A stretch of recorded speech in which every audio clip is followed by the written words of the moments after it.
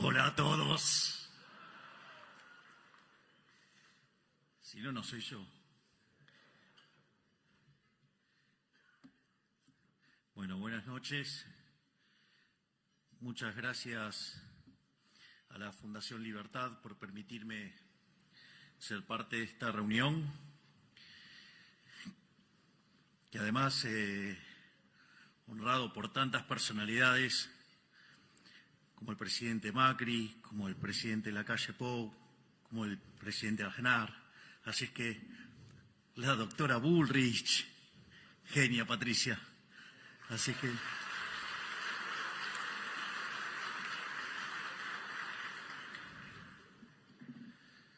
obviamente que al momento de que uno tiene que elegir una ponencia, tiene que acostumbrarse y acomodarse a lo que son las necesidades del momento y al lugar donde está. Y dada la discusión, que hoy está tan presente en Argentina sobre el tema de la inflación, sobre la discusión del tipo de cambio y ese tipo de cuestiones, y dado que estoy frente a un público calificado, un público que está acostumbrado a recibir análisis económico, la intención de esta charla es básicamente contarle cómo es nuestra visión de cómo enfrentar y atacar y exterminar de una vez por todas el problema de la inflación en Argentina, que tiene una fecha de inicio clara, que es cuando se creó esa institución nefasta que está en Reconquista 266, llamada Banco Central de la República Argentina.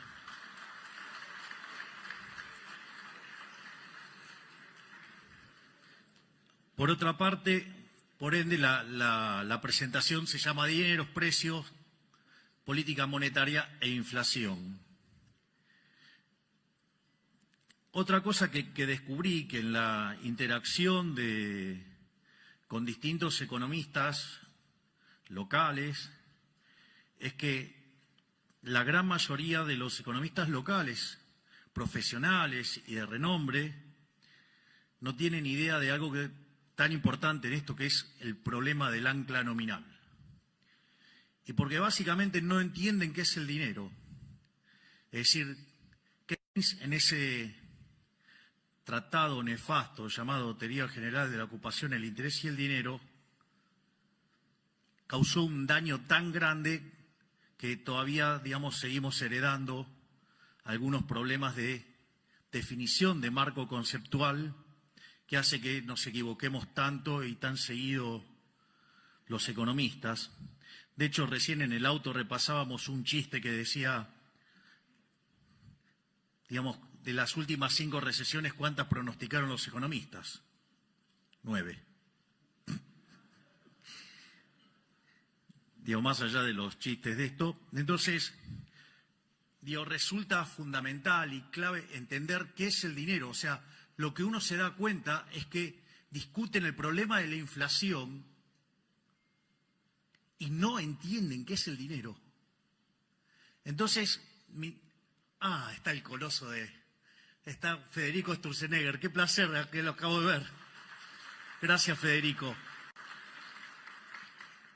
Entonces, básicamente lo que yo voy a hacer es una introducción sobre qué es el dinero y a partir de ahí, voy a derivar la naturaleza monetaria de la inflación, voy a desmitificar algún tipo de cuestiones que andan dando vuelta y después voy a discutir la coyuntura presente sobre el trabajo enorme que está haciendo Luis Caputo, Santiago Bausili y todo su equipo, de quien estoy verdaderamente, profundamente orgulloso.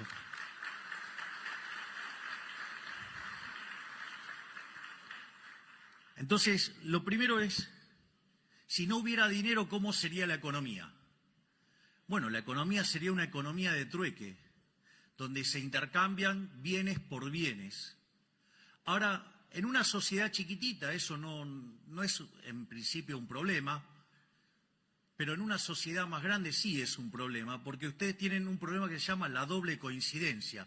Es decir, ustedes tienen que encontrar a alguien que quiera comprar lo que ustedes tienen y al mismo tiempo, machear la venta, digamos, o sea, que además quiera lo que ustedes tienen. Por lo tanto, ese proceso se hace muy, muy difícil. Pero al margen de que ese proceso sea extremadamente difícil, aparece un segundo problema, que es el problema de la indivisibilidad. Porque sí, yo puedo querer comprar pan, el panadero quiere comprar el servicio de análisis económico, pero, digamos, o sea, la cantidad de kilos de pan que me tiene que dar, digamos, para que yo le hable, no sé, una hora de economía, no me apea. Al menos hoy. Y espero que después de mi paso por la presidencia, muchísimo más. Porque tengo que seguir laburando después. Entonces, ahora, frente a esa situación, digo, el hombre no se quedó llorando. O sea, no es que se puso a llorar en un rincón, digo, y lloraba por el problema de la doble coincidencia y la indivisibilidad. Le buscó la vuelta, y descubrió que había bienes que se intercambiaban muchísimo más que otros. Es decir, entonces, no es que compraba esos bienes que se intercambiaban mucho porque en principio los quería tener, sino que los adquiría para poder usarlo de medio indirecto para comprar otros bienes. Es decir, la idea del bien de intercambio indirecto.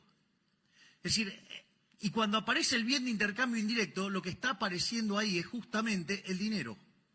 Es decir, ese bien que oficia como bien de intercambio indirecto, justamente ahí nos encontramos con la aparición del dinero. Entonces, por ejemplo, cuando el hombre era nómade, el primer dinero que apareció, ¿cuál era? El ganado. ¿Por qué? Porque el ganado era lo que comían y como eran nómades, les permitía moverse con el ganado. Consecuentemente, usaban el ganado como moneda. Después el hombre se volvió sedentario, entonces descubrieron que había otras formas más eficientes de utilizar dinero. Entonces, por ejemplo, una de las cosas que consumía mucho el hombre, que era el pan. Entonces, ¿qué empezaron a usar como bien de intercambio indirecto? El trigo. Entonces, no es que compraban y vendían trigo porque les interesaba el trigo per se, sino que en realidad lo usaban mucho, ¿por qué? Porque era un bien de intercambio indirecto. Ahora, no solo eso. Después, por ejemplo, digo, cuando uno dice el término salario, ¿sí? ¿Y por qué era salario? Porque básicamente se pagaba en sal. ¿Por qué era tan importante la sal? Miren, si había personas que le iba muy bien, digamos, en la antigüedad, era la gente que llevaba por todos lados que especies. ¿Por qué? Porque les permitía que tenga gusto algo la comida. ¿Ustedes se fijaron en lo que es comer la comida sin nada de condimento? Es una inmundicia. Dios se lo digo, no sé cómo es lo gracioso, pero traten de hacerlo, es una cosa horrible. En especial, fíjense que es lo que le pasa cuando se ponen a dieta. Digo, hay algunas dietas que son un poquito más complicadas, sobre todo la de gasto público. Pero bueno.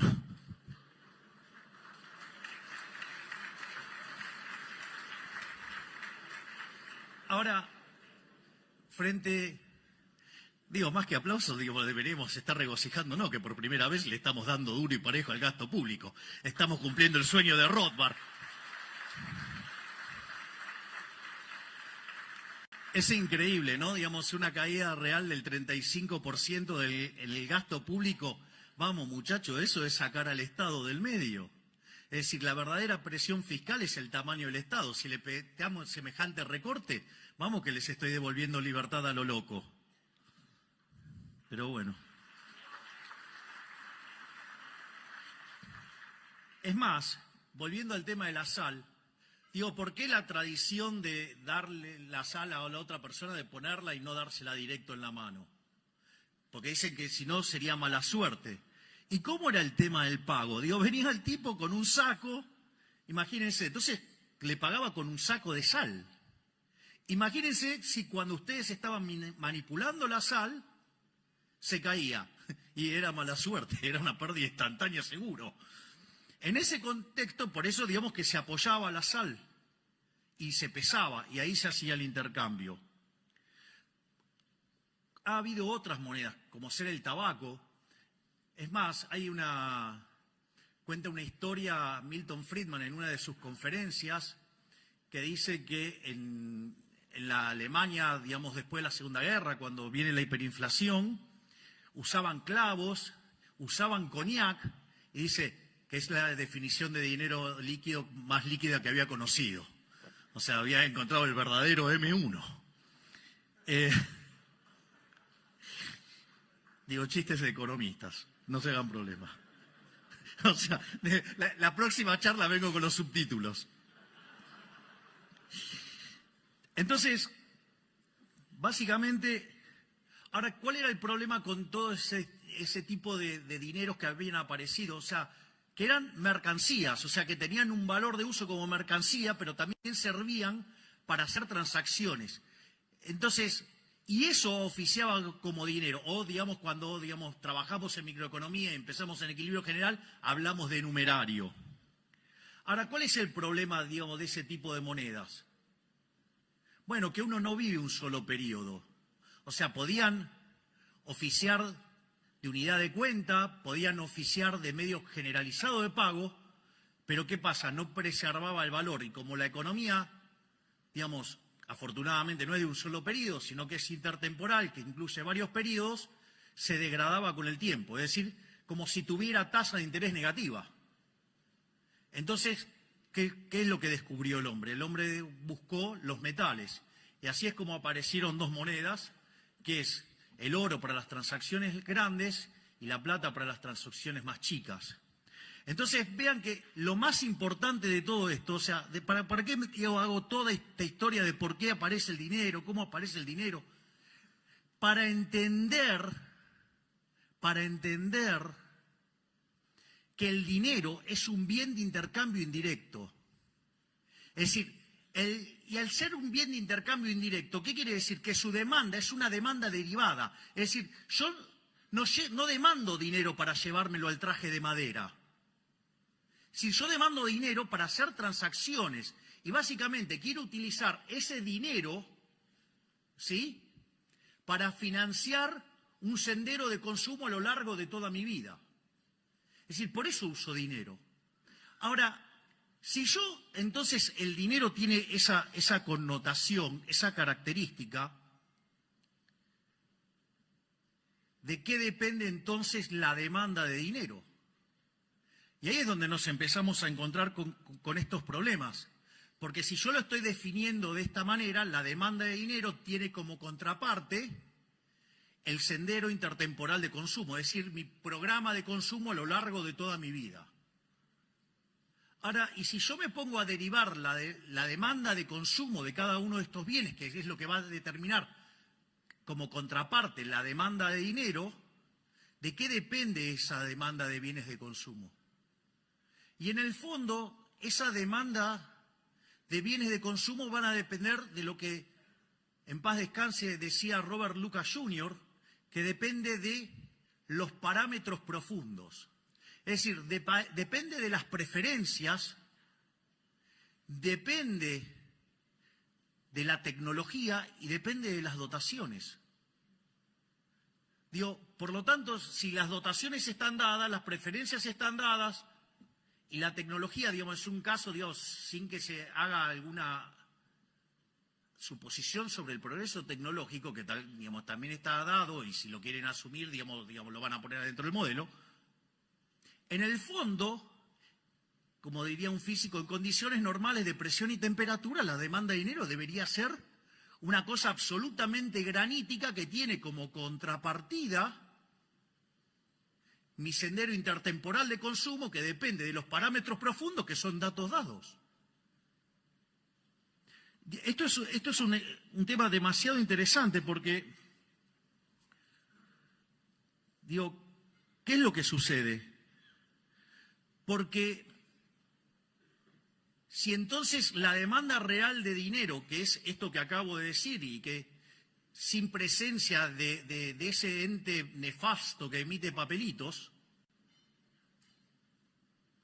digo, debería ser una cosa bastante dura, granítica. Y eso debería igualarse a los saldos reales. Es decir, la cantidad de dinero dividido el nivel de precios. Entonces, fíjense que ahí ustedes se encuentran con la teoría monetaria de la inflación, porque ustedes van a determinar que el nivel de precios va a venir dado por el cociente entre la oferta de dinero y la demanda de dinero. Y ahí, cuando ustedes incrementen la cantidad de dinero, lo que van a hacer es determinar el nivel de precios. Es lo que se llama el problema del ancla nominal. Es más, cuando ustedes derivan las funciones de demanda de cada uno de estos bienes, como son, digamos, homogéneas de grado cero, digamos, ustedes determinan los precios relativos. Y al determinar que el dinero es el numerario, lo que hace el Banco Central es que queden todos los precios determinados en dinero, es decir, determina la escala nominal de la economía. Es decir, el famoso ancla nominal, es la forma en la cual yo estoy anclando el nivel de precios es fijando la cantidad de dinero.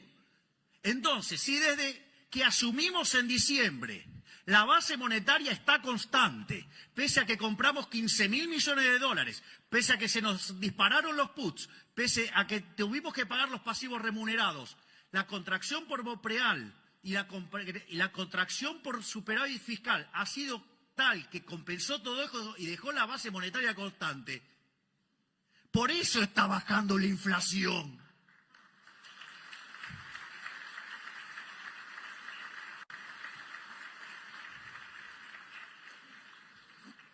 Después voy a seguir con los temas que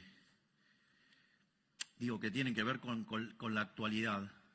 Pero, o sea, cuando dicen, algunos economistas profesionales, asumo que algunos, digamos, por ignorancia, otros por resentimientos, otros porque, digamos, o sea, si se quisieran suicidar, lo mejor que podrían hacer es tirarse de los más altos de su ego. Que quedarían hechos un huevo frito abajo. Es decir, no hay plan de estabilización. ¿Y cómo es que baja la tasa de inflación? ¡Qué magia! No, dejamos constante la cantidad de dinero. Es más, cuando ustedes hacen la configuración de un programa de estabilización, tiene básicamente 3 elementos centrales. Tienen una política fiscal, tienen una política monetaria y tienen una política cambiaria. En el plano cambiario nosotros nos encontramos con una brecha del 200%. Es increíble porque aparecen algunos economistas diciendo, no, bueno, pero el atraso cambiario. Acá hay un problema de atraso cambiario. Ahora, esos mismos que dicen que hay un problema de atraso cambiario son los mismos que decían que había que poner el dólar a 600 y tenían una hipótesis de inflación más alta. Nosotros lo pusimos por el equivalente a 1000 y tenemos menos inflación. Podrían ser por lo menos, no sé, coherentes para ser intelectualmente no tan deshonestos. Ese es una de las cosas. La otra parte es la política fiscal. Déficit cero. ¿Qué decían? No, es imposible conseguir el déficit cero en el 2024. Y nosotros empezamos a orejear los números y hablábamos con Toto y me decía, me parece que alcanzamos el déficit cero en marzo. ¿Para qué? Me puse no bullish. El pobre Guillermo Franco sufriendo. ¿Qué tal, Guillermo? ¿Cómo está? Más, tire la ley base, haga lo que quieran. Total, con esto, digamos, el programa, vamos a lograr todo esto a pesar de la política. Y vaya que lo estamos haciendo.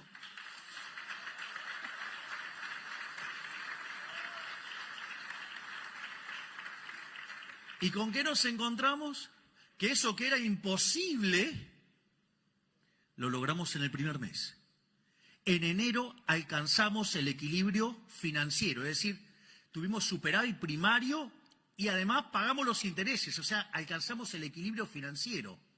Entonces, ¿qué dijeron, digamos, la manga de pifiadores? En lugar de reconocer que le pifiaron, no, bueno, es muy poquito de motosierra y es mucha licuadora. Pregunten qué pasó con la obra pública. Pregunten qué pasó con con las transferencias discrecionales. Pregunten qué pasó con los intermediarios de los planes. Pregunten qué pasó con la cantidad de empleados públicos. Me parece que la motosierra es un poquitito más grande. De hecho, la mayor parte del ajuste es motosierra. Y les voy a decir algo, digo, a veces la licuadora, si se vuelve permanente, también es motosierra. Digo, que quede claro, entonces. Es decir, con lo cual, digamos, o sea, la motosierra final es cuestión de tiempo, hasta que terminemos de estabilizar. Es más, y aquellos que dicen, no, bueno, pero ustedes no son liberales, subieron los impuestos. Ah, ¿subimos los impuestos? Yo suelo utilizar un ejemplo muy interesante para entender el robo que es la política monetaria, que es el caso de una economía que hace transacciones en oro, ¿no? Entonces, supongamos que tenemos una economía que hace transacciones en monedas de oro y aparecen ahora por acá un par de amigos míos, aparece un físico y aparece un químico y me traen la fórmula para convertir el plástico en oro. Entonces, ¿qué empezamos a hacer? Empezamos a comprar plástico. Entonces, ¿qué empezamos a hacer? Empezamos a falsificar oro. La pregunta es, si yo ese oro lo tuviera guardado en mi casa, o tengo un problema de autoestima y entonces quiero alardear que tengo toda una casa de oro y no es de oro, digamos, de todo oro falso, entonces agarro y hago todo eso. Digo, hasta ahí no hay ningún problema, porque yo ahí no estoy cometiendo ninguna estafa, hasta ahí no hay nada. O sea, lo único que estoy haciendo es falsificando. ¿El problema cuándo aparece? El problema aparece cuando ese oro falso yo lo meto adentro de la economía como si fuera bueno. Y cuando hago eso, ¿cuál es el problema? Estoy aumentando la oferta de oro. Y al aumentar la oferta de oro, el poder adquisitivo del oro cae. Es decir, que todos los precios expresados en unidades de oro suben. Eso se llama ¿cómo? Inflación. Es decir, donde la verdadera estafa no es la inflación, la verdadera estafa es el señoriaje. Es decir, es la emisión monetaria la verdadera estafa. Porque yo les hago una pregunta. Si ustedes tuvieran una economía en crecimiento y el Banco Central emite acorde al crecimiento de la demanda de dinero como consecuencia del crecimiento de la economía, suponiendo que el consumo fuera una fracción constante del ingreso. Digo, así queda todo perfecto en términos de la estructura que usé. Entonces, ¿qué es lo que sucede? La inflación es cero. ¿No hay estafa ahí? Sí que hay estafa. Sí que hay estafa. Entonces digo, claro, cuando quieren hacer la cuenta del impuesto inflacionario no le da. Porque cuando calculan la tasa, le da la tasa de inflación dividido 1 más la tasa de inflación. Entonces, como es cero, entonces no le da. Y en realidad sí hay estafa. ¿Por qué hay estafa? Porque si no hubieran emitido, hubiera deflación. Es decir, la deflación es algo sano.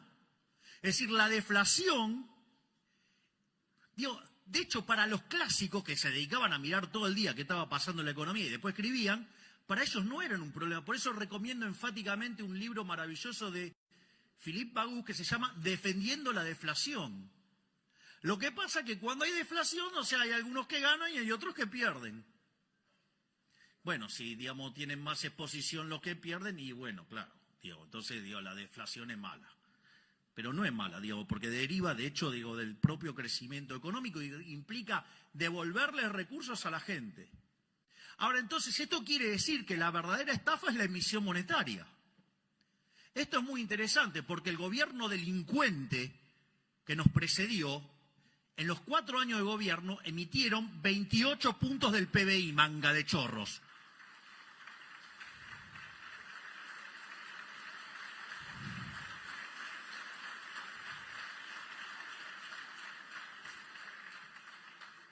No solo eso, porque de esos 28 puntos del PBI, En el último año emitieron 13 puntos del PBI. Y si ustedes consideran, entre, digamos, la emisión directa y la emisión indirecta, y si ustedes consideran que la base monetaria, no la amplia, sino la base monetaria básica, es 2,6% del PBI, nos dejaron implícito solamente en eso una multiplicación del nivel de precios por 5 veces. No solo eso, además nos dejaron un banco central quebrado, donde había una relación de pasivos remunerados de 4 veces a 1. No solo eso, sino que además nos dejaron sobrante monetario. Claro, cuando ustedes hacían toda la cuenta, digamos, básica, eso daba que nos íbamos a encontrar con una inflación en torno al 15.000%. Digo, ese chico, el soviético, el que está en la provincia, ya no es exageración. Eso era una exageración, decía, eso no pasa. Y la realidad es que cuando nosotros, digamos, entramos en diciembre, en la primera semana, los precios venían creciendo al 1% diario. Eso anualizado daba 3.700% anual. Dicen, no, pero si sumo 1 más 365 veces me da 360. O sea, ni siquiera saben el cálculo de cómo es la inflación, que es una exponencial. Así estamos. Después, cuando ustedes toman las 2 primeras semanas, porque digamos el gobierno anterior había dejado un montón de controles de precios y los liberaba todo justo antes de que asumiéramos nosotros. Ahí la inflación se aceleró al 7.500% anual. Y hay algunos caraduras, hay colegas intelectualmente deshonestos que niegan que había una hiperinflación plantada, que niegan que había un potencial de hiperinflación de en torno al 15.000%. Y cuando ustedes toman la inflación mayorista, la inflación del mes de diciembre mayorista dio 54%. Eso anualizado da 17.000. Es decir, nosotros asumimos con una tasa de inflación mayorista corriendo el 17.000%. Y esa inflación que corría el 17.000%, es decir, al 54% mensual, dada la obra enorme que está llevando a cabo todo mi equipo, hoy esa inflación mayorista es del 5%. Es decir, la bajamos en 90% al ritmo al que crece la tasa de inflación. Y no tenga duda que la vamos a exterminar.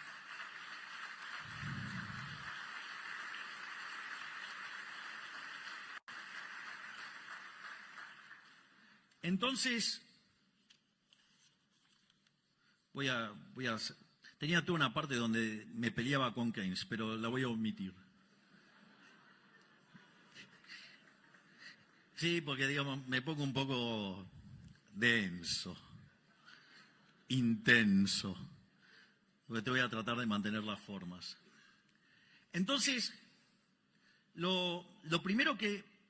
Entonces es interesante porque claramente nosotros tenemos un programa de estabilización, un programa de desinflación, porque por algo baja la inflación.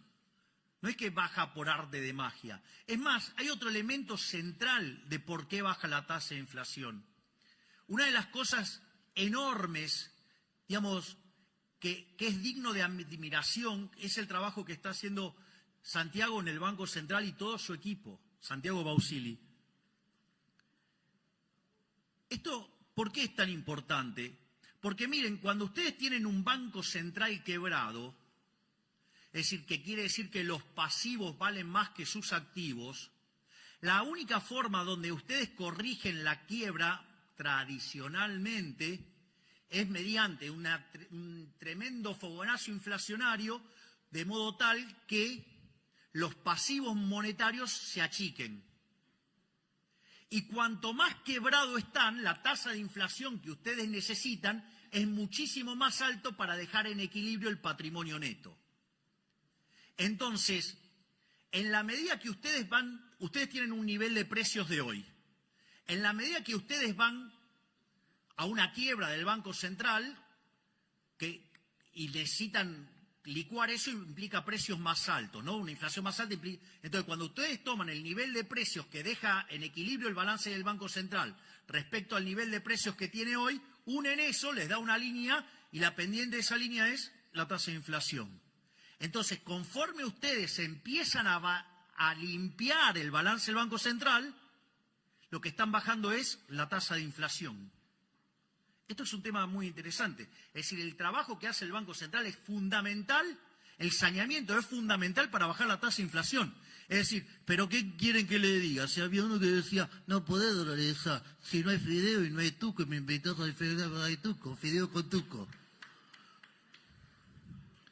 Pues se equivocó. Pero es más fácil tirar volquetes de estiércol antes que reconocer el error. De hecho, una de las cosas, miren, digamos, si los que están murmurando se comieron el verso, lo siento, I'm so sorry. La vida es así. De hecho, fíjense que nosotros teníamos varias propuestas de dolarización. En la medida que íbamos avanzando, algunas se nos caían, otras quedaban en pie. La única que me quedó en pie es la que habíamos propuesto nosotros, que era tomar los pasivos del Banco Central, los activos del Banco Central, pasarlo a títulos de mercado, que obviamente tienen un descuento enorme, ¿sí? Y con esos títulos ponerlos contra los dólares y haciendo todas las correcciones que esos títulos subieran de precio, y eso ofrecía un negocio enorme. Bueno, les aviso que cuando nosotros asumimos, los bonos estaban en $18, póngale 20 para redondear.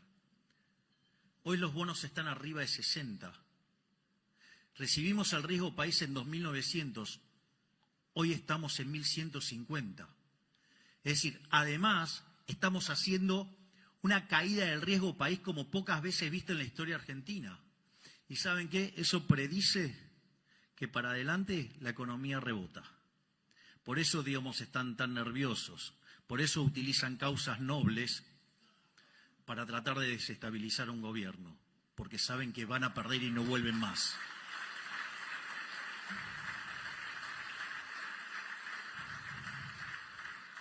Por lo tanto, fíjense que cuando nosotros recibimos ese déficit monumental de 15 puntos del PBI, 5 en el Tesoro y 10 en el Banco Central, hoy, entre el ajuste que hicimos en el Tesoro y el ajuste que lleva hecho el Banco Central, de 15 puntos lo bajamos a 13. No solo eso, digamos, cuando termine el año le habremos devuelto al sector privado 15 puntos del PBI en ahorro. ¿Quieren saber cómo va a crecer la economía? Va a subir como pedo de buzo.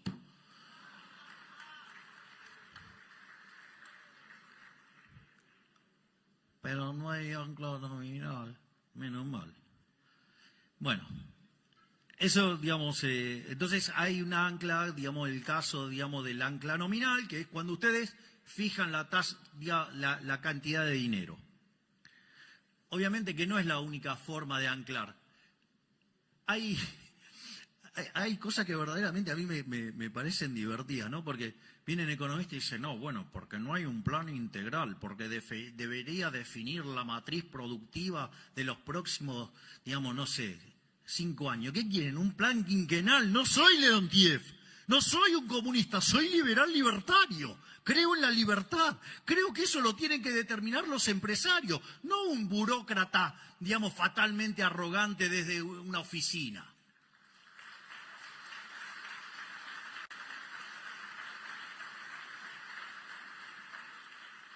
O cuando dicen, no, bueno, pero deberías fijar el sendero de precios, salarios, que no sé.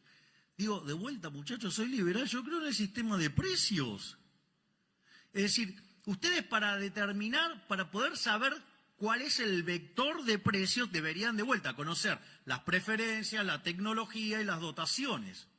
Pero si ustedes además lo quieren hacer intertemporal, lo tienen que hacer desde hoy hasta el fin de la historia, ¿sí? Y además, con lo cual tienen que saber cómo se va a mover la población, cómo va a moverse, digamos, las preferencias, cómo van, digamos, a moverse la tecnología. Es más, cosas que ustedes antes creían que no estaban en las dotaciones pasan a ser dotaciones. O miren si, digamos, o sea, vamos, conquistamos Marte y nos traemos recursos de Marte, qué sé yo, digo, son un montón de cuestiones, digo, que... Entonces, digo, para poder acertar todo eso uno tendría que ser omnisciente, omnipresente y omnipotente. Es decir, deberían ser Dios. Digo, mire, por mucho que le pesen a los políticos, ¿saben qué? No son Dios. Les diría que son peores que el ser humano promedio. Porque miren, cuando yo entré en política, digamos, y después de un tiempo me preguntó un periodista, así de manera media agresiva, me dijo, bueno, pero usted, digamos, que entró en política y se vive quejando de los políticos, ¿y qué piensa ahora? Entonces le dije, que me equivoqué. Me dijo, vio que al final, que no eran tan buenos. No, me equivoqué para mal, son mucho peor de lo que imaginaba. Entonces, digamos, o sea, por eso el sistema de la libertad funciona mucho mejor, porque, digamos, o sea, estas, digamos, son... Digamos, decir que son monos con navaja es insultar a los monos.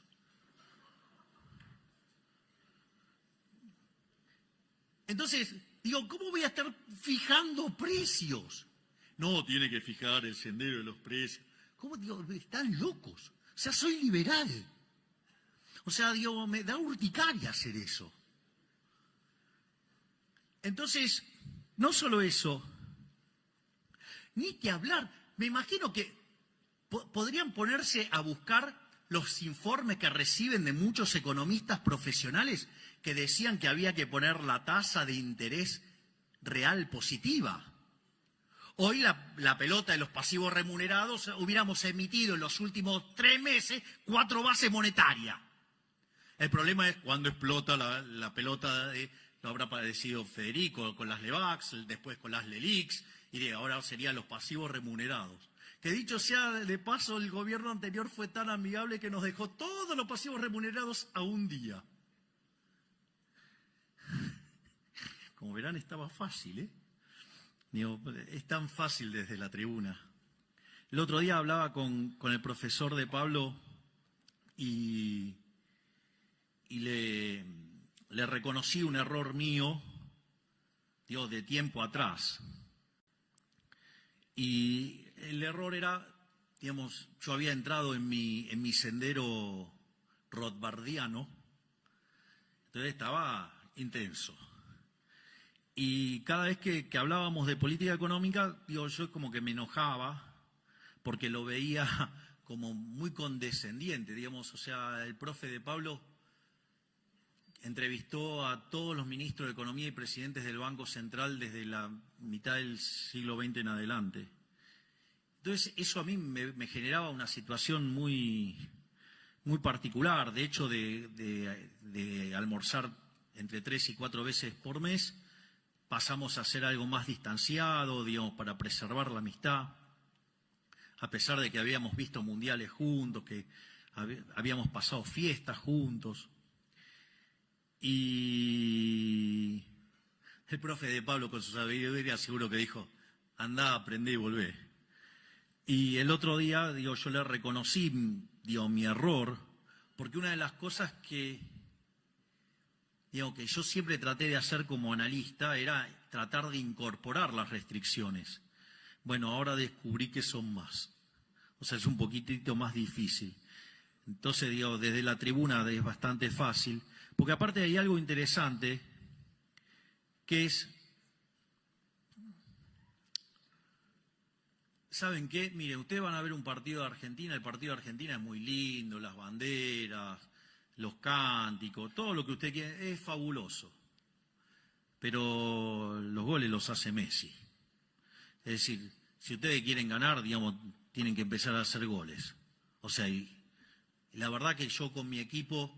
me siento que tengo a varios Messi adentro del equipo, siento que Toto es Messi, siento que Patricia es Messi, siento que Sandra es Messi, siento que Diana es Messi, siento que cada uno, pienso que Guillermo es Messi, que todos ellos son un Messi en su puesto, por decirlo de alguna manera. La verdad que estoy muy feliz con el excelente equipo que formamos. Y la verdad es que, para hacer esto hay que meterse, hay que meterse. Si no, nos van a gobernar los orcos. Y otra cosa que recomiendo, para tener en cuenta, que los orcos lo entienden perfecto, pero parece que nosotros los liberales no somos tan vivos y no nos damos cuenta. El poder es un juego de suma cero. Si lo tenemos nosotros, no lo tienen ellos. Y ellos sí eso lo entienden. Ellos pueden tener los bolsos de López y lo van a seguir negando. O sea, ustedes lo van a encontrar afanando y lo van a negar. Y nosotros empezamos, no, porque en realidad, como dijo un imbécil, este no es un gobierno liberal porque no liberó la droga. O que no bajamos los impuestos y sucede que le estamos devolviendo a los argentinos 15 puntos del PBI en términos de no señoriaje. Es decir, bueno, sí hay una sustitución de impuestos, pero en el neto, el gasto público en términos reales está cayendo. Lo que diría Rothbard, la verdadera presión del Estado está cayendo. Es decir, estoy cobrando menos, o sea, en el fondo voy a tener menos impuestos, porque tengo un Estado más chico. La otra forma, que se suele utilizar como ancla, se suele utilizar el tipo de cambio, es decir, fijar el tipo de cambio y usarlo como ancla. Eso tiene un sentido, porque en realidad el nivel de precios local, entonces, en ese caso vendría dado por el tipo de cambio, que está fijo, y por el nivel de precios internacionales. Y eso permitiría determinar el nivel de precios. Y cuando ustedes hacen eso, como siempre, la cantidad de dinero dentro de la economía viene determinado por la demanda de dinero. Entonces, dada la demanda de dinero, si ustedes emiten, lo que van a tener como contrapartida es pérdida de reservas. No sé, vieron que siempre, el kirchnerismo hizo lo mismo. Fija el tipo de cambio porque cree que es el tipo de cambio el que determina el nivel de precio, lo cual es una burrada. Entonces, fijan el tipo de cambio y emiten. ¿Y la consecuencia cuál es? Perdemos reservas. Entonces, cuando no le gusta la pérdida de reservas, entonces, ¿qué hacen? Ponen los controles. Y cuando los controles no son efectivos, porque, la gente se logra escapar, ¿sí? Entonces, ¿qué hace? Mete ley penal cambiaria, porque entonces así, si ustedes deciden salir de la estafa del Estado, entonces, ley penal cambiaria. ¿Por qué? Para que de esa manera aumente forzosamente la demanda de dinero y aumentar la base imponible del impuesto inflacionario. Un impuesto no legislado, un robo. Y después cuando yo digo que el que fugó la plata es un héroe, viene un imbécil y me hace un juicio. Es buenísimo. O sea, el chorro acusando al honesto. Más claro, imposible. Por eso no es que casualidad que tengamos 100 años de decadencia. Si tenemos la cabeza quemada del socialismo en la sangre.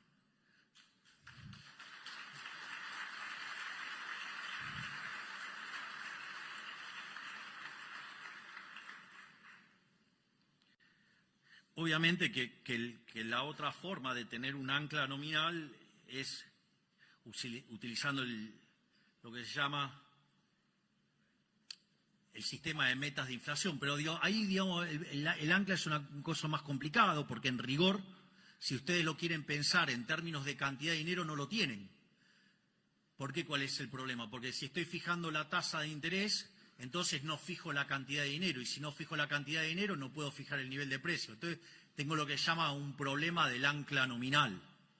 Y eso se resuelve ¿de qué manera? Cuando tengo las expectativas de inflación, al tener, determinados los precios esperados, entonces, si las expectativas están ancladas, puedo determinar los precios de hoy, puedo determinar la demanda de dinero, y al determinar la demanda de dinero, determino la cantidad de dinero, y el sistema queda anclado. Eso sí, hay que tener ancladas las expectativas. Miren, yo creí que tener un banco central que hiciera las cosas bien, digamos, era posible. Es más, mi gran ilusión fue que cuando tuvimos el mejor banco central de la historia, que fue el que presidió Federico, yo creí que podíamos tener banco central hasta el 28 de diciembre del 2017. Digamos que se lo llevaron puesto y así fue lo que gastilló el retorno del kirchnerismo. Entonces, en ese sentido, ahí a mí, digamos, el Banco Central, solo cuestión de tiempo, ya lo voy a agarrar. Pero más allá de todo esto, lo que quiero entonces ahora es básicamente terminar con lo que nosotros hemos hecho, ¿no? Digamos, cómo es que estamos logrando bajar la tasa de inflación.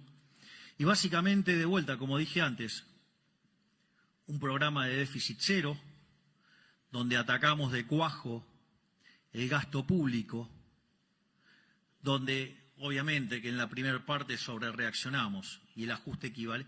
Digo, ¿ustedes escucharon lo del otro día, lo del títere? Fue increíble, diciendo, ay, qué ajuste insignificante.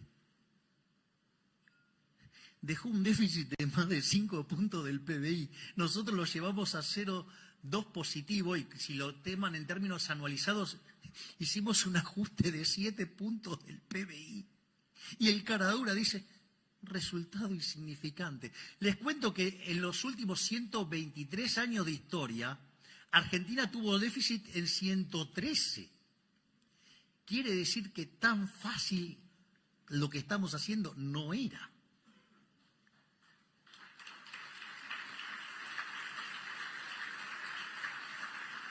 Sigan para mi ego y para que pueda tomar agua.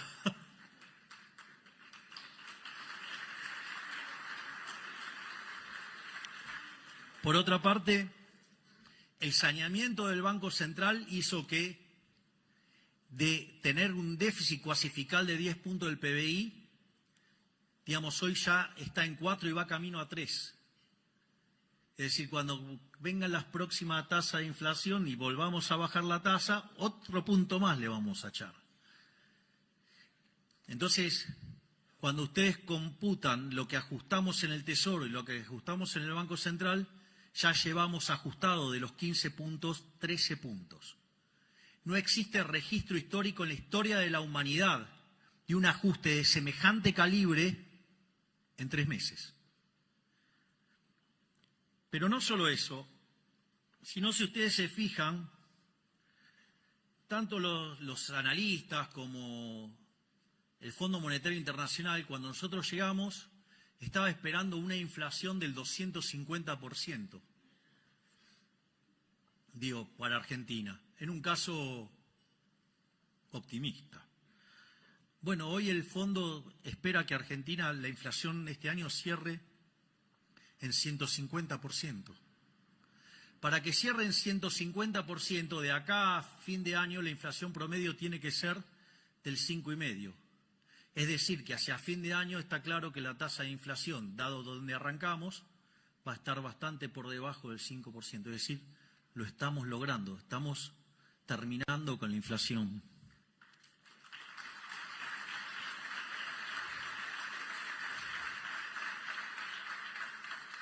Es más, no solo eso, sino que además el fondo siempre suele ser como muy agresivo en las proyecciones.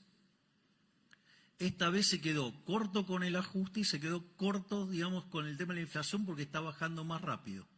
Es decir, siempre que parecían ser el cuco de las cosas que proponían, nosotros las estamos haciendo mucho más rápido.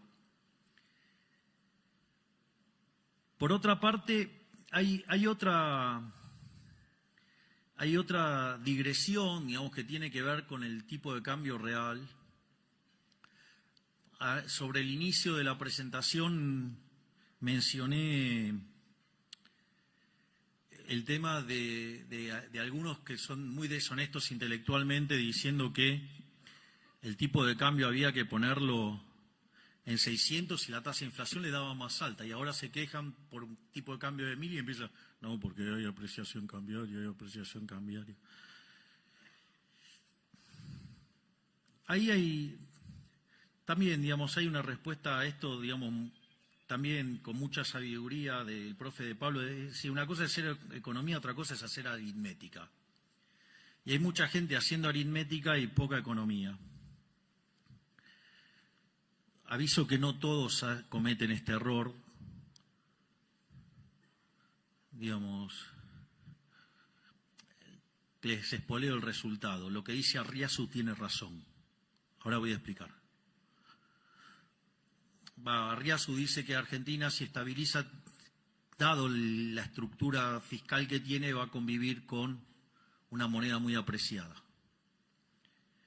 En ese contexto, esto no es menor, digamos, si tenemos que convivir con una moneda muy apreciada, porque como los precios internacionales están dados, en tanto y en cuanto el fisco no se quiera correr del medio, la consecuencia es que se va a pagar en términos de menores salarios reales. Por lo tanto, si queremos levantar y mejorar la calidad de vida de los argentinos, hay que atacar al déficit fiscal, hay que atacar al gasto público. Y no solo a nivel nacional, hay que atacarlo también a nivel provincial y a nivel municipal. Hay que barrer con el fisco en todas las dimensiones.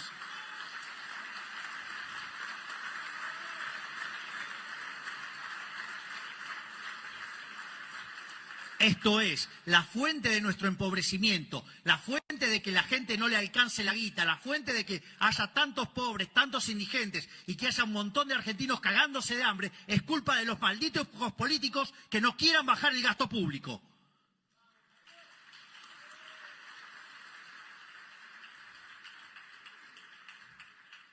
Volviendo y para cerrar a los problemas del tipo de cambio real, porque es una discusión que tanto le gusta tener a todos, digo, el primer problema es, si supongamos que miramos la serie, digo, ustedes lo que van a ver es que, digamos, la serie parece la montaña rusa, pero una montaña rusa interminable.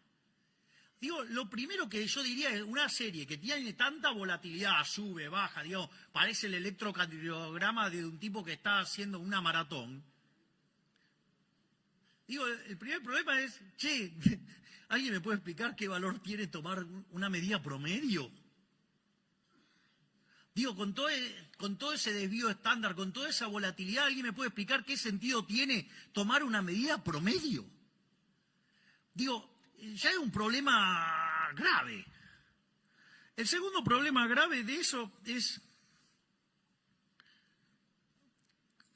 fijarlo en un momento del tiempo. Digo, entonces, lo fijo en un momento del tiempo. ¿Y quién dijo que ese era el de equilibrio? Digo, ustedes se dan cuenta que no, antes dijimos de la fatal arrogancia porque había que conocer el vector de precios, o sea, había que conocer el vector de precios de ese momento. Para eso teníamos que conocer las preferencias, la tecnología y las dotaciones de toda la economía desde hoy hasta la eternidad. Bueno, ahora incorporen la economía mundial. Es decir, ahora ya no les alcanza con saber todo eso para la Argentina. Digo, lo tienen que saber para todo el mundo. Es decir, no se puede ser tan fatalmente arrogante. Y no solo eso, el disparate, digamos, o sea, se corona de manera superlativa, cuando además, digamos, eso les daría poder explicar las condiciones de oferta y demanda de todos los bienes de todo el mundo en un momento del tiempo. Esto quiere decir que ustedes me pueden decir que, no sé, que el tipo de cambio real que estaba en la fecha, no sé cuál es el que más usan los informes ahora, no sé, digo, no sé, supongamos, no sé, por decir algo, 2007, no sé, digo, no lo estoy diciendo, lo estoy diciendo así aleatoriamente, o 1997, o 1985, no sé, cuando quieran. La pregunta es, ¿las condiciones de oferta y de demanda de todos los bienes de economía son idénticamente iguales a las de ese momento para decir que el tipo de cambio real tiene que ser ese mismo? Digo, pero o caemos en el problema de la fatal arrogancia o caemos en el problema de la imbecilidad, pero furiosa. Digo, no sé, les gusta tanto el centrismo idiota, digo, porque ya que no quieren que lo apliquen y lo hagan de esa manera. O, digamos, lo que yo sugiero, agarren toda la teoría neoclásica, un montón de pedazos, hay que tirarla de vuelta y hay que volver a abrazar la economía austríaca, que son las que verdaderamente abrazan las ideas de la libertad. Así que muchísimas gracias y les voy a decir algo. ¿Saben qué? A pesar de la política, lo vamos a lograr. ¡Viva la libertad, carajo!